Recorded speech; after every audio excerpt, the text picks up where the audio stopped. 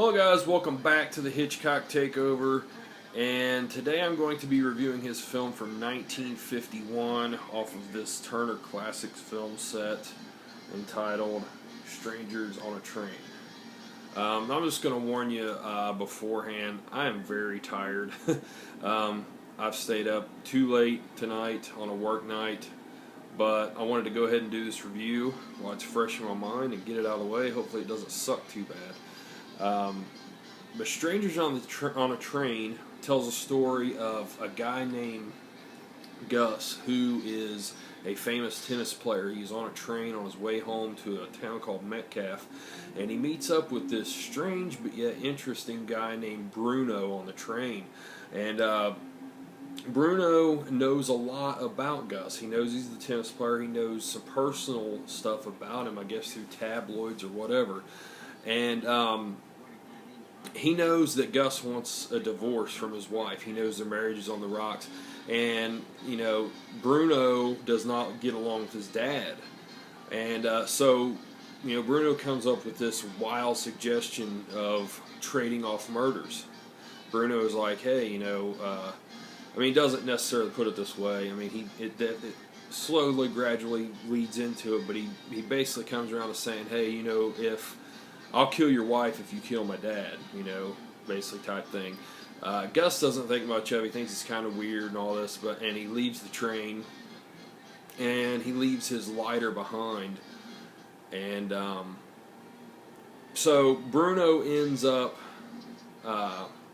getting a hold of Gus later on, and finds out a little bit more information about his wife. And this is going to be a minor spoiler here, because I have to mention this part because it's really hard to talk about anything else in the story unless I do. But so if you don't want to hear it, you might want to skip past this. But basically what happens is Bruno ends up coming to Metcalf, finding Gus's wife and killing her. And then he starts to really like haunt Gus and tell him, you know, hey, you need to kill my dad now. I did a favor for you. And Gus never actually asked for it, you know, all along. And that's really how, you know, Strangers on a Train plays out. Is from there, you know, Bruno is continuing to come after Gus and tell him, hey, you need to do this, you need to do this. I did you a favor, set you free, all this stuff. But, you know, the thing about this film that I liked, you know, is the interaction between Gus and Bruno at the beginning of the film on the train.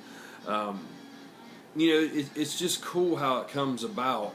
You know, it's slightly unbelievable, you know, but I'll get to more of that later. But I like their interactions because, you know, Bruno is a very upfront guy. You know, he has no... He just doesn't care. He just comes right out and says things. And Gus, you know, you can tell he's visibly, you know, doesn't know how to take him. He's kind of shocked, you know, by him, but he doesn't think, you know, a whole lot about it. You know, and I like how the film is like it has like a good versus evil type theme going on here. You know, Gus is kind of like the good-natured type guy. You know, whereas Bruno is the darker type, you know, suggesting murder to free Gus so that way he can marry his new girlfriend.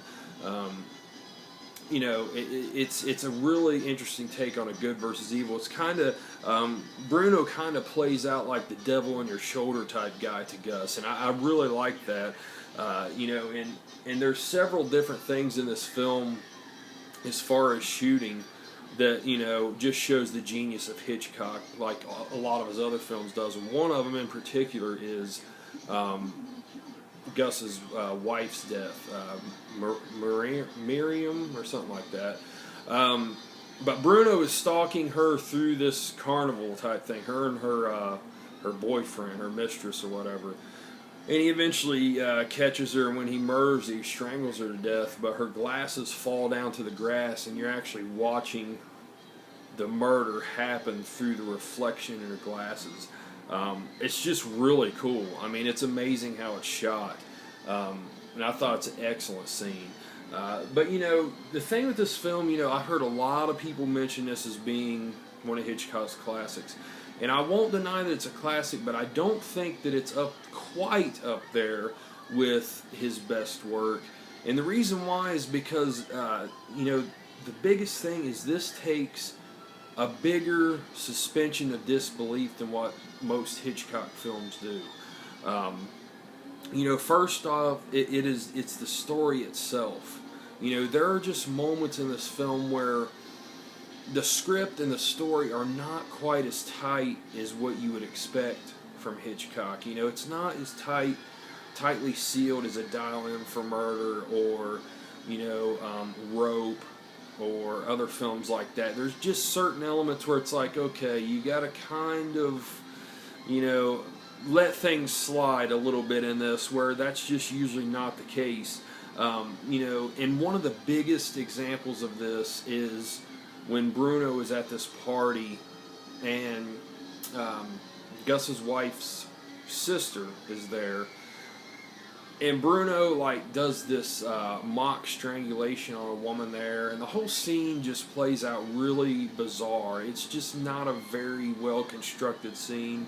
I didn't really like that scene too well. That's one example of where it just could have been better. That part could have been better. And you know, the carousel scene at the end, you know, while it's visually, actually it's on the TV right now. While it's visually amazing, you know, and it's a huge feat for its time as far as special effects go, it's way over the top for Hitchcock, and it's not typical of him at all. Now, I have heard, you know, this is adapted from a book. I heard this whole ending was changed by Hitchcock. You know, but it's just so much more over the top than what Hitchcock usually goes with films. And I have heard, you know, how, you know, there's a part where a guy crawls underneath the carousel as it's moving really fast. I've heard that was the actual conductor of the carousel that really did do that in real time and like really risked his life. And Hitchcock was saying it's one of his most nervous moments in all of his film history was filming that scene, because if that guy would have just barely lifted his head up, it would have decapitated him. So, you know, I mean, I'm not taking anything away from it. It was a technical feat, and it looks really good, you know, but it's just so far over the top for Hitchcock. And this film has some elements like that, but the carousel scene at the end is, you know, for sure the biggest one. But I did really like this movie a lot, and it is one that I would recommend. You know, it's far from a bad film. I mean, I don't want you to think these things I'm mentioning makes it a bad film. I just don't think it's quite a masterpiece. It's right there. So, guys, I'll give this a 9 out of 10. I think if some of those elements would have been tightened up a little bit more, it would have been, without a doubt, a masterpiece. But it's a great film, and also, what's his name? Farley Granger is in this. I don't know if you can make him out. You can't really tell right there. But he was in Rope. He was the more timid one in Rope. You know, out of the two killers in that film.